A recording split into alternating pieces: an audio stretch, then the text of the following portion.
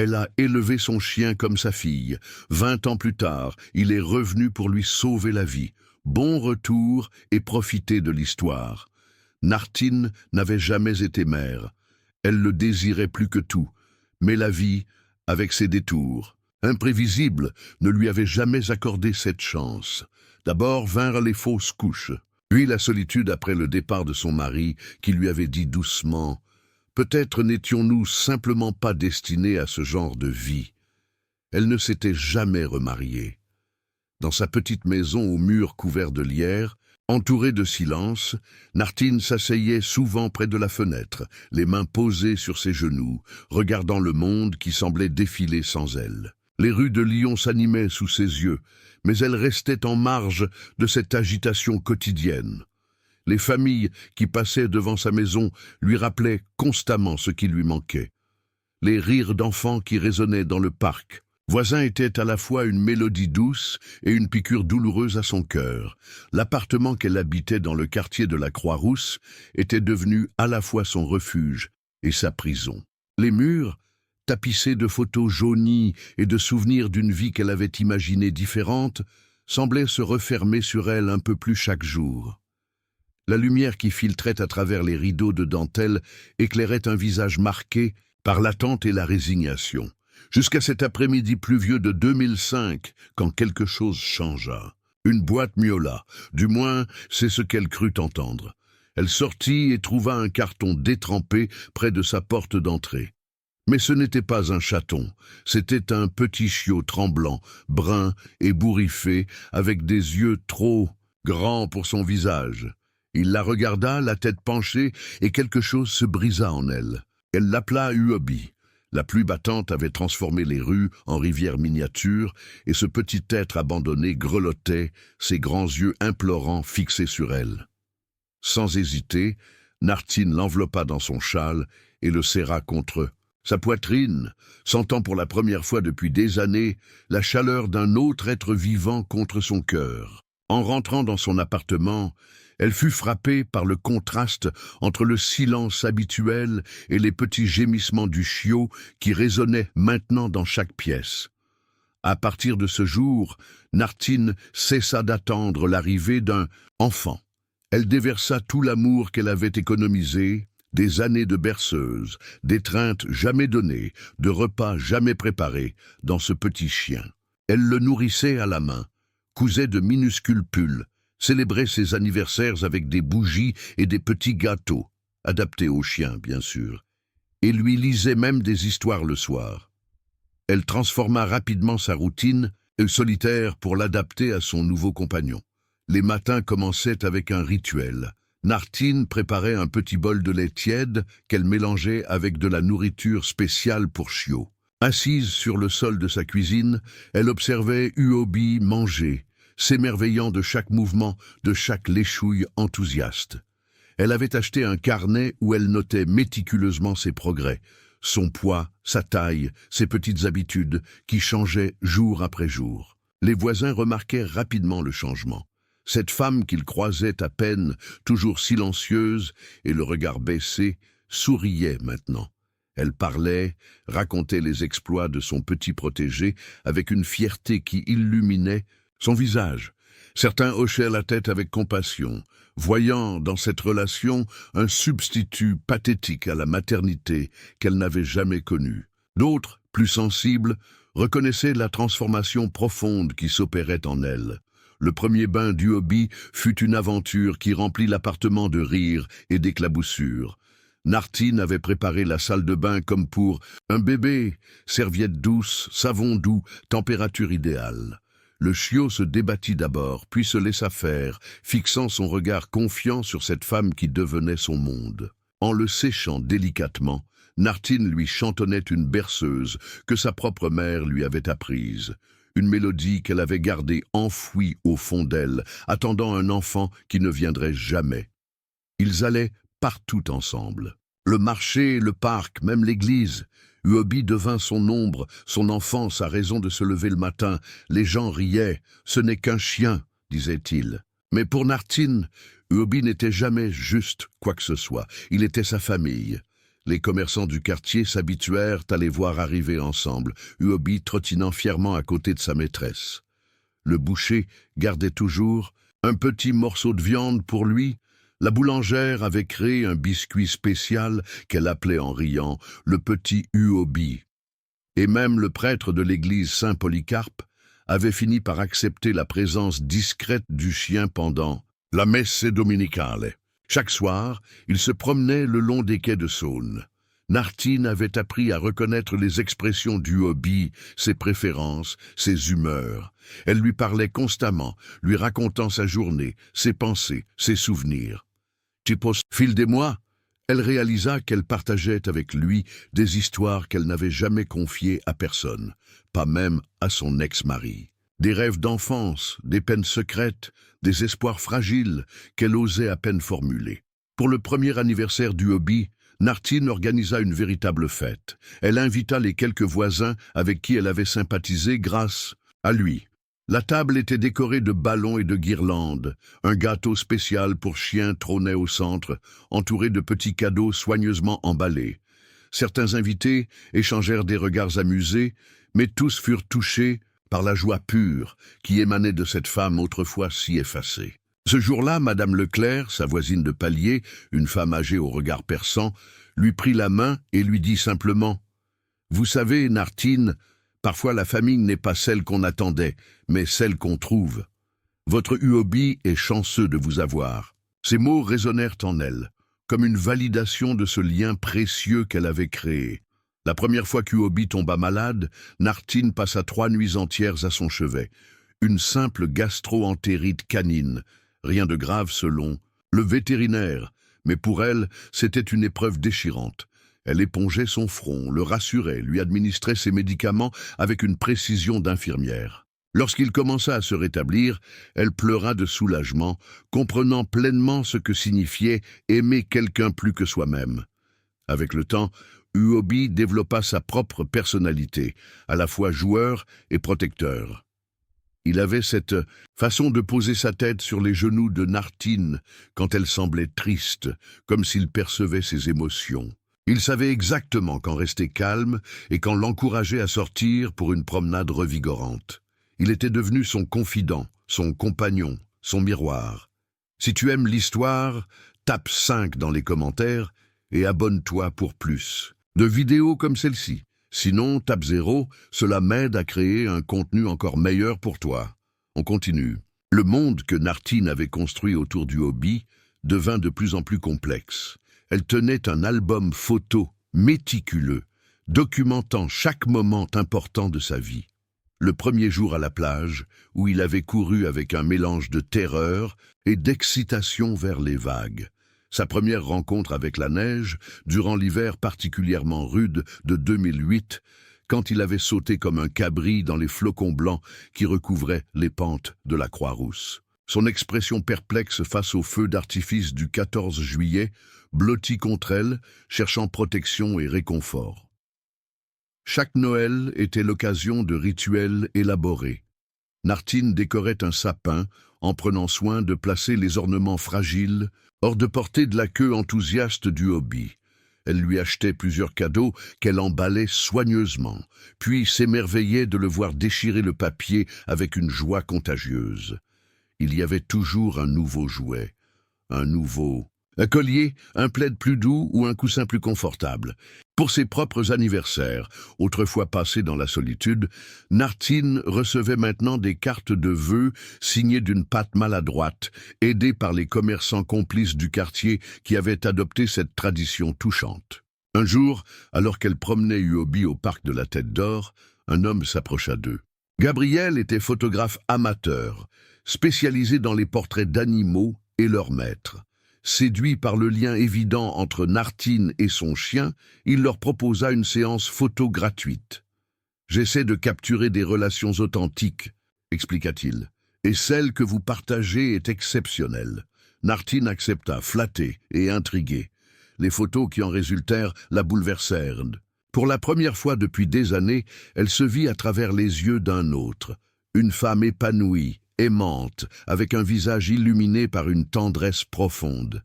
Et à ses côtés, Uobi, regard dévoué, posture protectrice, une extension d'elle-même. Gabrielle devint un ami, le premier véritable ami que Nartine s'était fait depuis son divorce. Il passait parfois prendre un café, écoutait ses histoires sur UOB, partageait avec elle sa passion pour la photographie. Il n'y avait rien de romantique entre eux, juste une complicité simple et précieuse. Grâce à lui, Nartine commença à élargir son cercle social, rencontrant d'autres propriétaires de chiens, d'autres passionnés de photographie.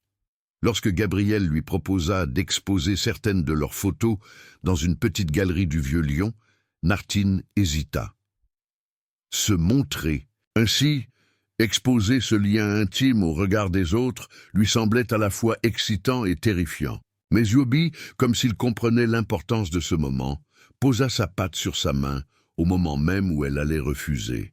L'exposition, intitulée simplement « Liens invisibles », attira plus de monde que prévu. Des visiteurs s'arrêtaient devant les photos de Nartine et Uobi, touchés par l'authenticité qui s'en dégageait. Certains partageaient leurs propres histoires, leurs propres liens avec leurs animaux. D'autres, plus silencieux, contemplaient avec émotion cette représentation visuelle de l'amour inconditionnel. Ce soir-là, en rentrant chez elle, Nartine réalisa que quelque chose avait changé. Elle n'était plus seulement la femme qui parlait à son chien, celle que les gens regardaient avec un mélange de pitié et d'incompréhension. Elle était devenue quelqu'un dont l'histoire touchait les autres, résonnait en eux, leur rappelait la beauté des connexions simples, mais profondes. Uobi, maintenant âgé de 4 ans, était au sommet de sa forme.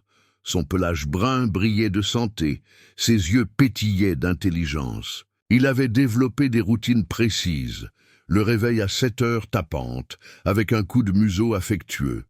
La sieste de l'après-midi, sur le fauteuil près de la fenêtre. La promenade du soir, où il insistait pour emprunter toujours le même chemin avec les mêmes arrêts rituels. Un matin, alors qu'il traversait la place de la Croix-Rousse, Uobi s'arrêta net devant une petite fille en pleurs. L'enfant, âgé d'environ 5 ans, semblait perdu. Sans hésiter, Uobi s'approcha d'elle et commença à lécher doucement ses larmes. La petite fille, surprise, cessa de pleurer et se mit à rire. Nartine s'accroupit à sa hauteur. « Bonjour, je m'appelle Nartine. Et lui, c'est Uobi. Tu es perdu ?» L'enfant hocha la tête, encore intimidé mais rassuré par la présence du chien qui restait gentiment contre elle. Elle s'appelait Léa et avait perdu sa mère dans la foule du marché. Uobi, comme s'il comprenait la situation, resta parfaitement calme, servant de peluche vivante à la fillette, tandis que Nartine alertait la police municipale. Quand la mère fut retrouvée, folle d'inquiétude, elle serra Nartine dans ses bras, la remerciant avec ferveur. « Votre chien est extraordinaire !» dit-elle en observant Uobi, qui acceptait les caresses enthousiastes de Léa. « Il a un vrai don avec les enfants. » Ces mots résonnèrent longuement en Nartine. Un don avec les enfants. Comme si Uobi compensait à sa manière le vide maternel qu'elle portait en elle. Le lendemain, Nartine appela le refuge pour animaux de la région. Elle se porta volontaire pour emmener Uobi visiter des enfants malades à l'hôpital. Après plusieurs tests de comportement que son chien passa avec brio, ils commencèrent leurs visites hebdomadaires au service pédiatrique de l'hôpital Édouard Herriot. L'effet d'Uobi sur les enfants était magique. Les plus timides s'ouvraient à lui, les plus souffrants trouvaient un moment de répit dans ses interactions ludiques. Les plus angoissés se calmaient en caressant son pelage doux. Nartine, qui avait toujours craint de ne pas savoir comment se comporter avec des enfants, découvrit qu'à travers Uobi, elle pouvait leur offrir exactement ce dont ils avaient besoin. Présence, attention, douceur. Chaque visite la remplissait d'une joie profonde et d'une mélancolie sourde. La joie de voir les sourires illuminer les visages pâles, la mélancolie de penser à l'enfant qu'elle n'avait jamais eu. Mais petit à petit, la joie prit le dessus. Elle ne remplaçait pas son rêve de maternité, elle le transformait en quelque chose de différent, mais tout aussi précieux. Le docteur Martin, chef du service pédiatrique, remarqua les changements positifs chez ses jeunes patients, après les visites d'Uobi et de Nartine. Il lui proposa d'étendre leur action à d'autres services, d'autres hôpitaux.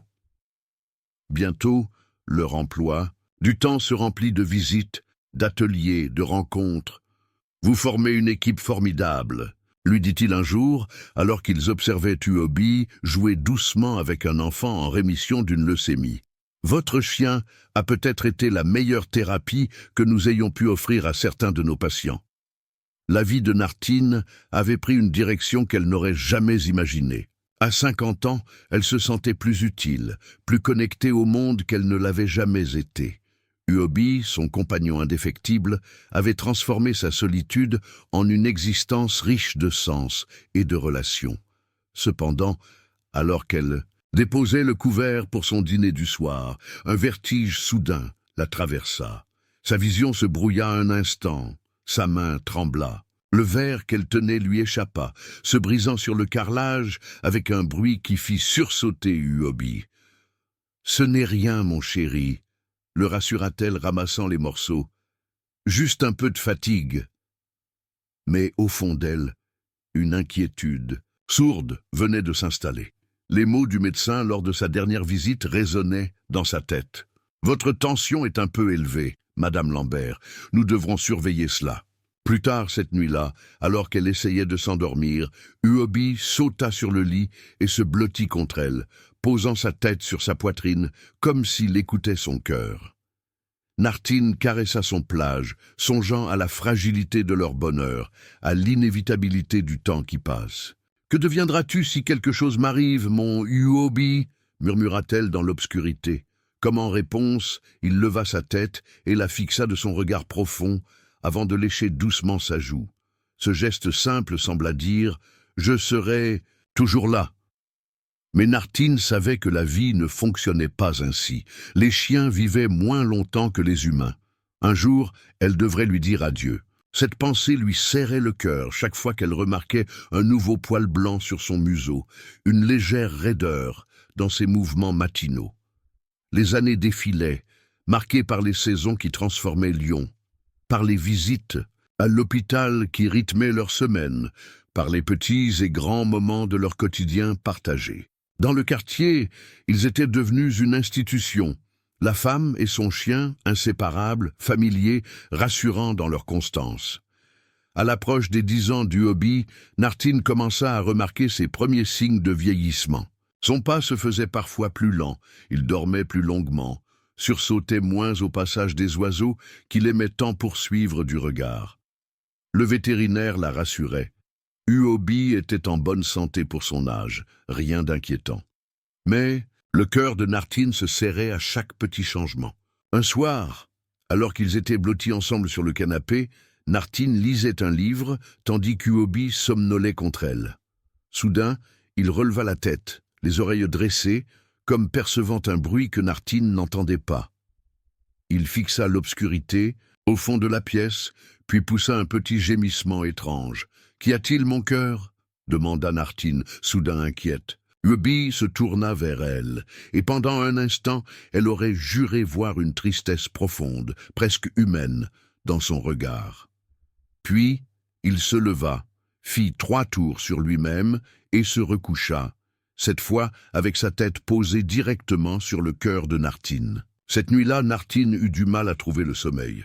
Une angoisse inexplicable s'était emparée d'elle, comme un pressentiment. Elle observa Uobi qui dormait paisiblement, sa respiration régulière soulevant son flanc en un rythme hypnotique. « Si l'amour pouvait te garder jeune, Uobi, tu vivrais pour toujours. » Et puis, quelques semaines plus tard, il était parti. Nartine le tenait dans ses bras quand il rendit son dernier souffle. Elle ne pleura pas bruyamment. Le chagrin était trop profond pour produire un son. Elle l'enterra dans le jardin communautaire où ils avaient l'habitude de se promener, sous le vieux chêne, et plaça une pierre peinte à la main qui disait « Tu étais toute la famille dont j'ai jamais eu besoin. » Le monde semblait vide. À nouveau, elle cessa de chanter. La maison redevint silencieuse. Les repas se transformèrent en assiettes froides, laissées intactes. Plus de promenades, plus d'anniversaires. Assise dans son fauteuil près de la fenêtre, Nartine regardait les couples avec leurs enfants, les propriétaires promenant leurs chiens, la vie qui continuait sans elle, sans lui. Les voisins, inquiets, venaient frapper à sa porte, mais elle répondait à peine, perdue dans un chagrin qui semblait sans fond.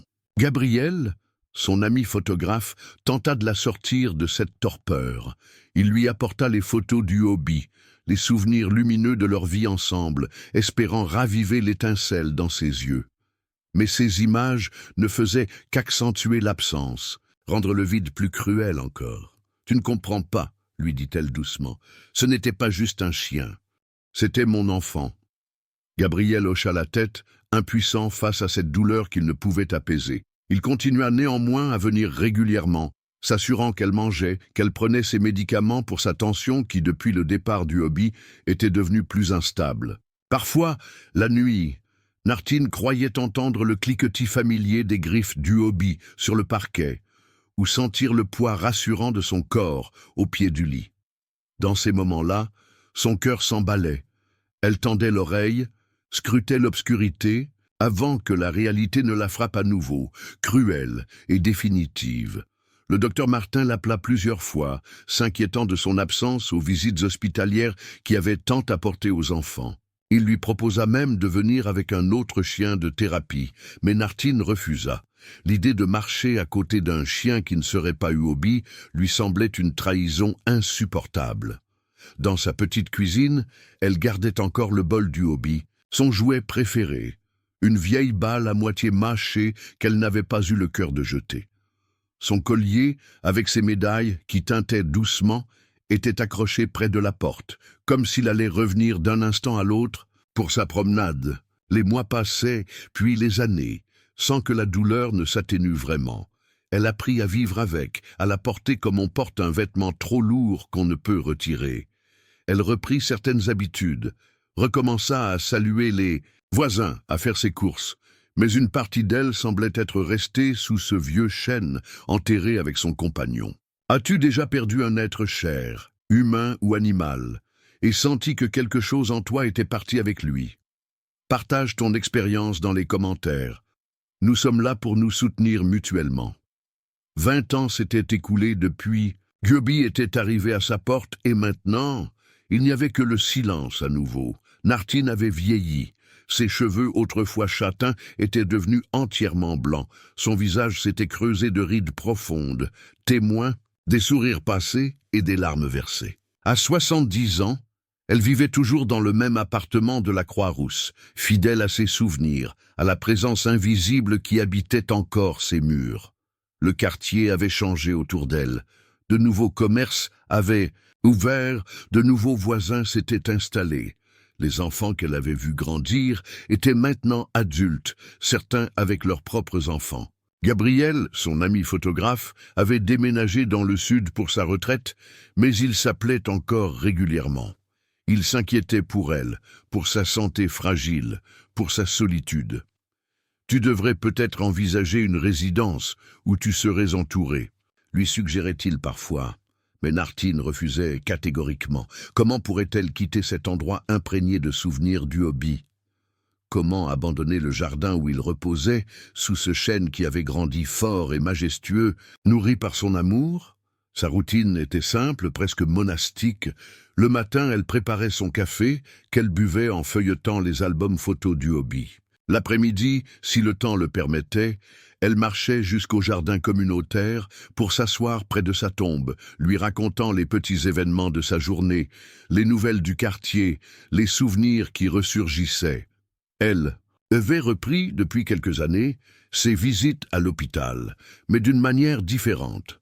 Sans chien à ses côtés, elle venait lire des histoires aux enfants, ces mêmes histoires qu'elle lisait autrefois à Hobby. Cette activité, lui, apportait un certain réconfort, une continuité, comme si à travers ses lectures, elle maintenait vivant quelque chose de leur lien. Certains enfants, les plus sensibles ou les plus curieux, lui demandaient parfois pourquoi elle semblait si triste quand elle parlait du chien dans les histoires.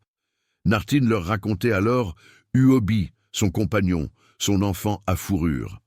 Ils écoutaient, est fasciné par ce récit d'amour et de loyauté, par cette femme âgée dont les yeux s'illuminaient en évoquant un être disparu depuis si longtemps. Sa santé, cependant, donnait des signes de faiblesse. Sa tension artérielle, toujours instable, s'était aggravée.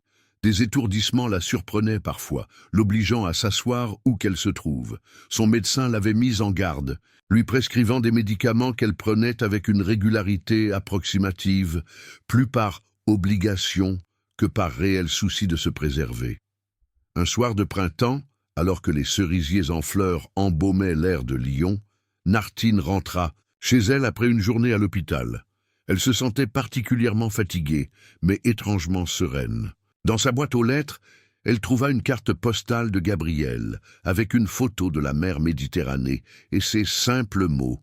« La vie continue de nous surprendre, même après toutes ces années. Prends soin de toi, mon ami. » Elle sourit, touchée par cette attention. En entrant dans son appartement, elle accrocha son manteau et se dirigea vers la cuisine pour préparer son dîner. Un simple repas, comme tous les soirs. Une soupe, un morceau de fromage, un fruit. La solitude avait réduit ses besoins, simplifié ses désirs. Alors qu'elle sortait une assiette du placard, un vertige plus violent que d'habitude la saisit. Sa vision se troubla soudainement, comme si un voile s'était interposé entre elle et le monde. Ses jambes se dérobèrent sous elle. Elle était dans la cuisine quand ses genoux fléchirent. Le verre qu'elle tenait lui échappa des mains et se brisa. Son visage se tordit, ses mots s'embrouillèrent. Elle tomba, incapable d'atteindre le téléphone. Seule, impuissante, sur le carrelage froid. Du moins, c'est ce qu'elle croyait.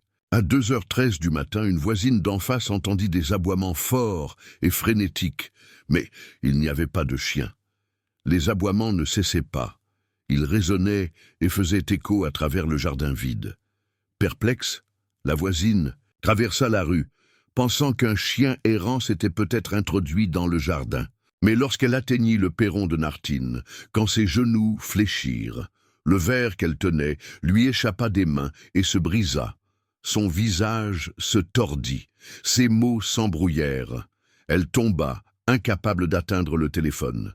Seule, impuissante, sur le carrelage froid, du moins c'est ce qu'elle croyait. À 2h13 du matin, une voisine d'en face entendit des aboiements forts et frénétiques, mais il n'y avait pas de chien. Les aboiements ne cessaient pas. Ils hurlaient et faisaient écho à travers le jardin vide. Perplexe, la voisine traversa la rue, pensant qu'un chien errant s'était peut-être introduit dans le jardin. Mais lorsqu'elle atteignit le perron de Nartine, silence, puis un son faible, un gémissement, elle jeta un coup d'œil par la fenêtre. Nartine était allongée sur le sol, à peine consciente. Les services d'urgence arrivèrent juste à temps. Elle fut transportée d'urgence à l'hôpital. Les médecins dirent de plus tard 5 minutes de plus, et elle n'aurait peut-être pas survécu. Lorsqu'elle se réveilla, on lui parla de la voisine, des étranges aboiements. « Mais je n'ai pas de chien » murmura Nartine, les yeux embués de larmes. Ils hochèrent la tête. « Je sais, » dit la voisine tout aussi perplexe, « c'est pourquoi j'ai cru l'avoir imaginé. » Madame Leclerc, l'ancienne voisine de palier de Nartine, désormais âgée de plus de 80 ans, vint lui rendre visite à l'hôpital. Avec son franc-parler habituel, elle s'assit près du lit et prit la main de Nartine dans la sienne. « Je n'ai jamais vraiment cru aux fantômes, tu sais, » dit-elle en ajustant ses lunettes épaisses. « Mais cette nuit-là, j'ai entendu ces aboiements, moi aussi. Ils venaient de ton appartement, mais ils semblaient venir de partout à la fois. Comme si... » « Comme si quoi ?» demanda Nartine, suspendue à ses lèvres. « Comme si quelqu'un veillait sur toi. Quelqu'un qui n'était plus de ce monde. » Nartine ferma les yeux, laissant les larmes couler librement sur ses joues ridées. Ce n'étaient pas des larmes de tristesse, mais des larmes de reconnaissance, de soulagement peut-être. Le docteur Martin, qui dirigeait toujours le service pédiatrique et connaissait bien l'histoire de Nartine et du hobby, passa la voir pendant sa convalescence. Il avait vieilli lui aussi. Ses cheveux, autrefois poivre et sel, désormais entièrement blancs, mais son regard restait vif et bienveillant. « Vous savez, » dit-il en s'asseyant près d'elle, « dans ma carrière, j'ai vu des choses que la science ne peut pas toujours expliquer. Des guérisons inexplicables, des intuitions presque surnaturelles. Et je me suis souvent demandé si l'amour, dans sa forme la plus pure, ne transcendait pas les limites physiques que nous connaissons. Nartine l'écoutait, sentant une chaleur familière se répandre dans sa poitrine. Ce n'était pas la première fois qu'elle éprouvait cette sensation depuis son accident. Parfois, dans les moments entre veille et sommeil, elle ressentait comme une présence près d'elle, un souffle léger, un froissement imperceptible. Lorsque Nartine retourna chez elle après des semaines d'hospitalisation, elle marcha jusqu'au jardin, jusqu'à la tombe du Hobby. Les genoux faibles, la voix tremblante, elle s'agenouilla et murmura « C'est toi, mon bébé, tu es revenu ?» Une brise traversa l'arbre. Les carillons au-dessus du porche tintèrent doucement, de la même manière qu'ils le faisaient lorsqu'Hobby sortait pour l'accueillir. À partir de ce jour, Nartine ne douta plus jamais. Son Hobby, son garçon, son compagnon, son enfant à fourrure, était revenu une dernière fois pour la sauver. Pas tout le monde ne la croyait, mais elle, si, de tout son cœur, et lorsqu'elle raconte l'histoire, sa voix ne tremble jamais. « Ce n'était pas juste un chien, » dit-elle, regardant par la fenêtre où il avait l'habitude de s'asseoir. « C'était mon enfant, et un amour aussi pur ne nous quitte jamais. Il trouve toujours un chemin pour revenir. » Cette expérience transforma profondément Nartine. La femme qui avait passé tant d'années enfermée dans son chagrin s'ouvrit à nouveau au monde, mais d'une manière différente, plus sereine, plus sage. Elle commença à écrire. D'abord dans un journal intime, puis des histoires, des réflexions, sur l'amour, sur le deuil, sur ces liens qui défient l'entendement. Elle partagea ses écrits avec les enfants de l'hôpital, puis avec un cercle plus large, encouragé par le docteur Martin qui voyait dans ces mots un pouvoir thérapeutique. Vos histoires aident nos patients d'une manière que les médicaments ne peuvent pas, lui dit-il un jour. Elles leur donnent espoir. Gabriel, revenu à Lyon pour quelques semaines, fut stupéfait par le changement qu'il observa chez son ami.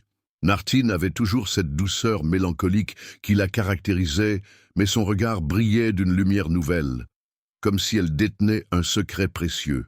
« Tu sembles plus vivante que je ne t'ai jamais vue », lui confia-t-il alors qu'ils partageaient un café sur la terrasse d'un bistrot de la Croix-Rousse.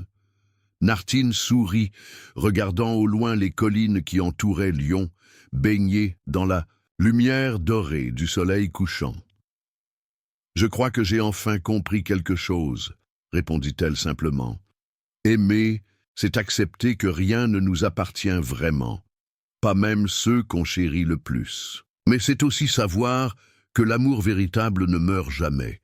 Il change de forme, peut-être, mais il reste présent. » Gabriel hocha la tête, ému par cette sagesse acquise à travers tant de douleurs et de joie. Avec le temps, l'appartement de Nartine devint un lieu de rassemblement. Des voisins venaient prendre le thé, échanger des histoires. Des parents d'enfants malades qu'elle avait rencontrés à l'hôpital lui rendaient une visite, cherchant réconfort et conseil. Même des étrangers, ayant entendu parler de son histoire extraordinaire, frappaient parfois à sa porte. À chacun, elle offrait la même attention bienveillante, la même écoute attentive qu'elle avait autrefois réservée à Hobby. Elle était devenue, sans le chercher, une sorte de guide pour ceux qui traversaient des épreuves, des deuils, des moments de doute. Un jour, une jeune femme nommée Sophie vint la voir, tenant dans ses bras un chaton recueilli sur le bord de la route. Elle avait entendu l'histoire de Nartine et du Hobby par une infirmière de l'hôpital et hésitait à adopter cet animal abandonné. « J'ai peur, » avoua-t-elle. « Peur de m'attacher, peur de souffrir quand il partira. Est-ce que ça en vaut vraiment la peine ?» Nartine regarda le petit chat qui s'était endormi, roulé en boule sur les genoux de Sophie. Puis elle leva les yeux vers la jeune femme, son regard rempli d'une tendresse infinie. « Laisse-moi te dire quelque chose que j'ai appris, » répondit-elle doucement. « La douleur que tu ressens quand tu perds un être aimé est directement proportionnelle à l'amour que vous avez partagé. C'est le prix à payer pour avoir connu quelque chose d'aussi précieux, mais ce prix, aussi élevé soit-il, n'est rien comparé à la richesse que cet amour apporte dans ta vie. » Sophie hocha la tête, des larmes silencieuses coulant sur ses joues. « Et puis, » ajouta Nartine avec un sourire mystérieux, « qui sait quel miracle l'amour peut accomplir, même au-delà de ce que nous croyons possible. » Le docteur qui suivait Nartine depuis son AVC s'étonnait de sa récupération remarquable. Ses analyses s'amélioraient, sa tension se stabilisait, sa mobilité revenait plus rapidement que prévu.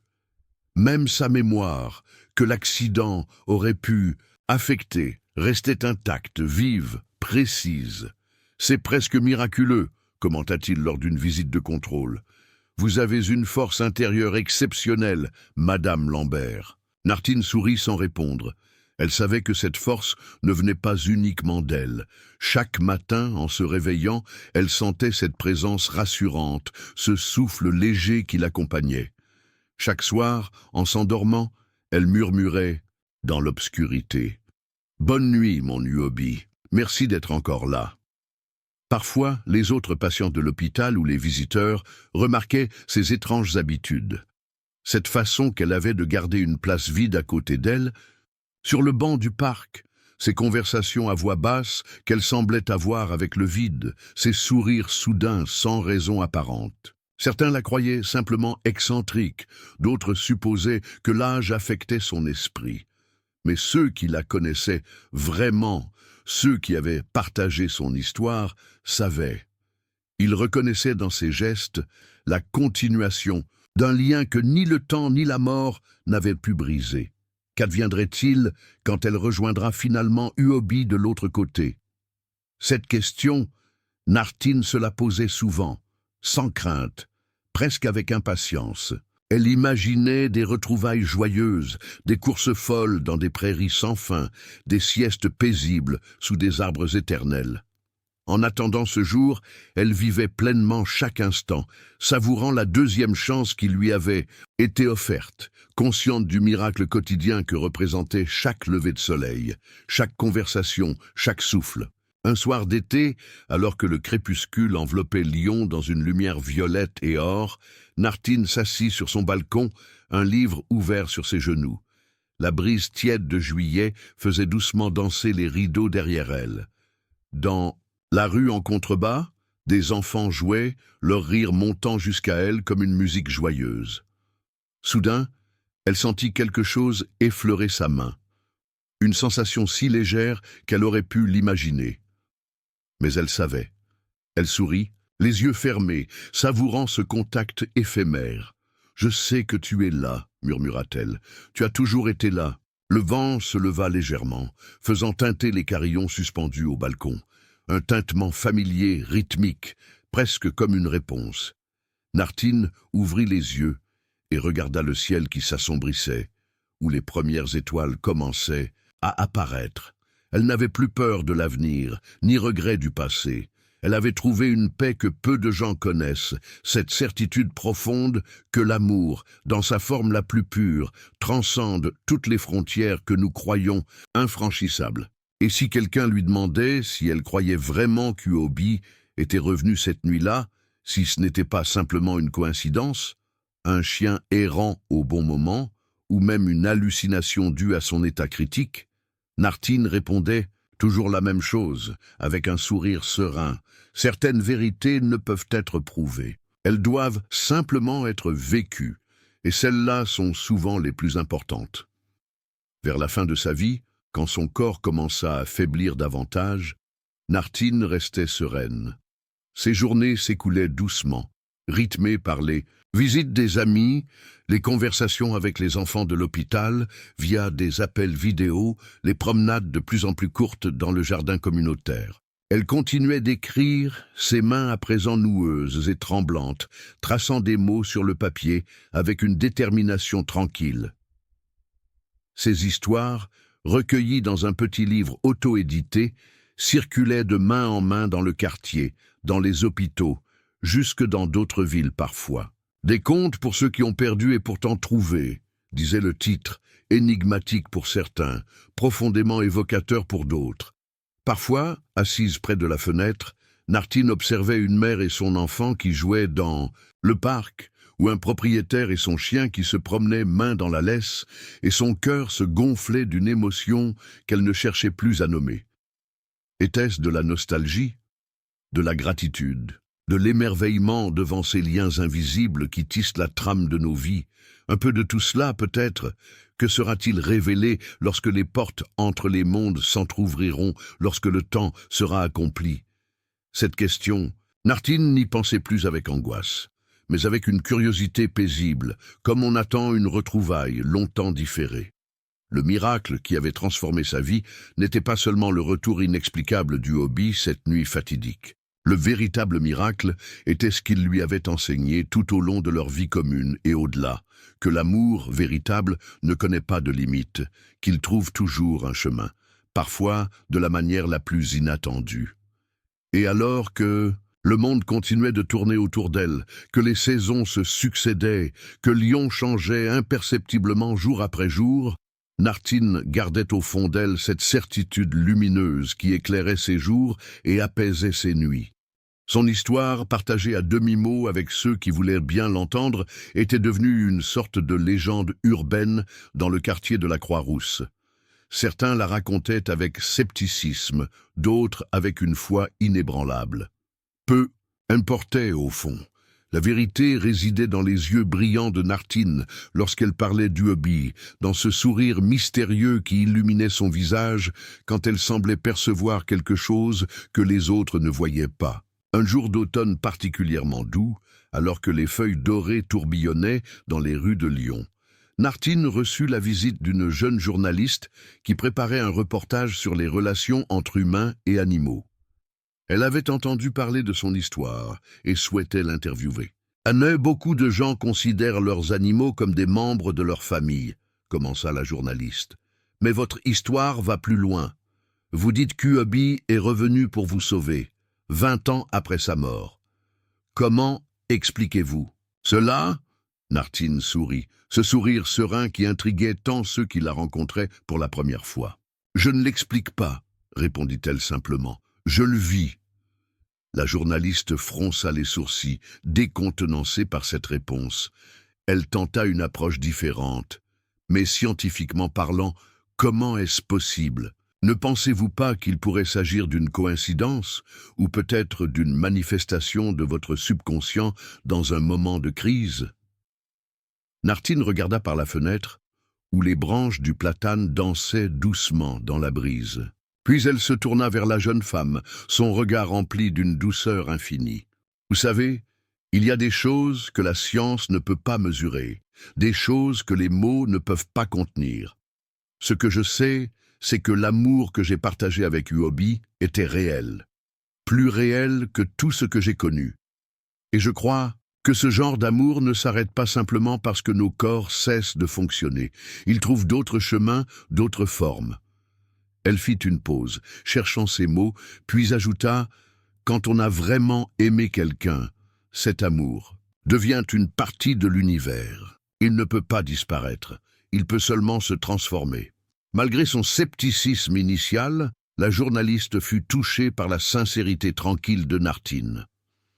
L'article qu'elle écrivit par la suite était empreint d'une ouverture inattendue, laissant place au mystère, à cette possibilité que nos liens les plus profonds puissent effectivement transcender les frontières que nous croyons infranchissables.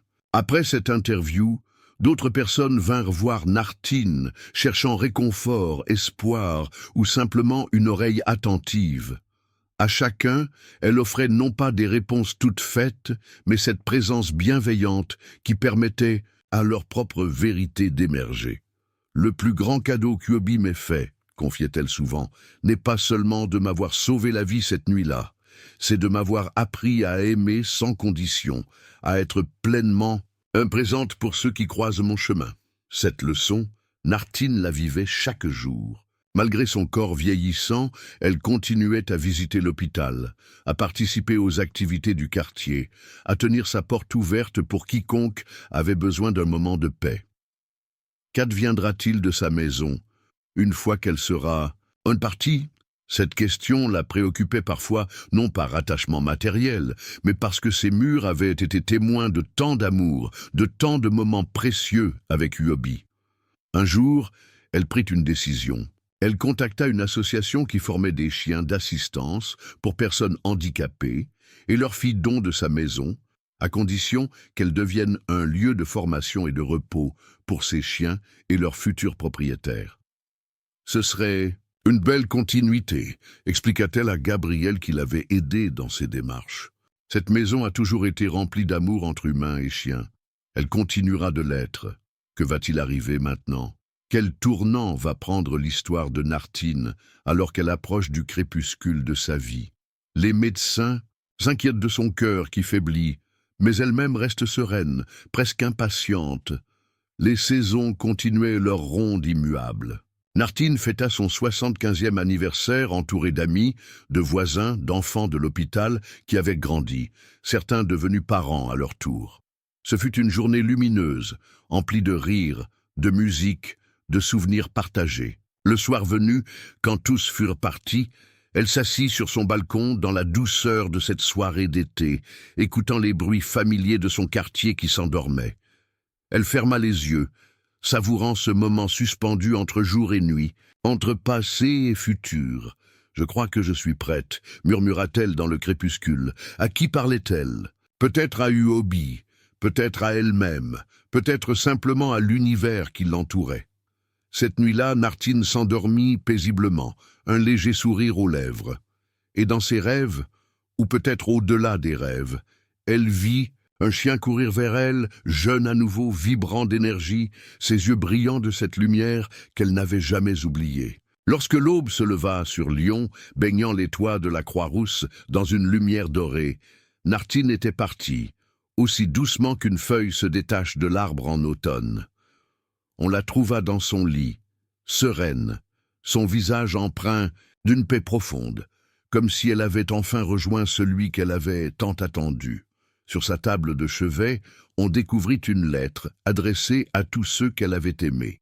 Elle y parlait de sa vie, de ses joies, de ses peines, mais surtout de cette conviction inébranlable qui l'avait portée jusqu'à la fin. L'amour véritable ne meurt jamais. Il nous attend, patient, de l'autre côté.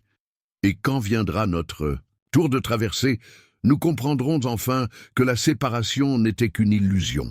Nous avons toujours été ensemble, nous le serons toujours. Les funérailles de Nartine rassemblèrent bien plus de monde qu'elle n'aurait imaginé.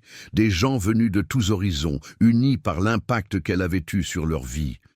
Selon ses souhaits, elle fut enterrée dans le jardin communautaire, près de ce vieux chêne qui abritait déjà Uobi. La cérémonie fut simple mais profondément émouvante. Chacun partagea un souvenir, une anecdote, un moment de grâce vécu auprès de cette femme ordinaire qui avait pourtant touché tant de vies de manière extraordinaire. Au moment où la cérémonie s'achevait, alors que les gens commençaient à se disperser, un événement étrange se produisit. Un chien errant, que personne n'avait jamais vu dans le quartier, apparut soudainement. Il s'approcha tranquillement. De la tombe fraîchement creusée, il déposa délicatement une fleur qu'il tenait dans sa gueule, puis s'éloigna, disparaissant aussi mystérieusement qu'il était venu. Coïncidence? Hallucination collective? Miracle? Peu importait au fond. Pour ceux qui connaissaient l'histoire de Nartine et d'Uobi, c'était une confirmation, un dernier signe de ce lien indestructible qui avait défié le temps et la mort. Elle-même, la maison de Nartine, conformément à ses volontés, devint un centre d'entraînement pour chiens d'assistance. Ces murs, qui avaient été témoins de tant d'amour, continuèrent d'abriter des histoires de connexion profonde entre humains et animaux, et dans le quartier de la Croix-Rousse, on raconte encore son histoire. Les parents la murmurent à leurs enfants, les amoureux des animaux la partagent comme un trésor précieux. Les sceptiques l'écoutent avec un sourire indulgent mais curieux. Car au fond, n'est-ce pas ce que nous espérons tous? Que l'amour soit plus fort que tout, même que la mort? Que les liens que nous tissons avec ceux que nous chérissons perdurent au-delà de ce que nos yeux peuvent voir, de ce que notre esprit peut comprendre?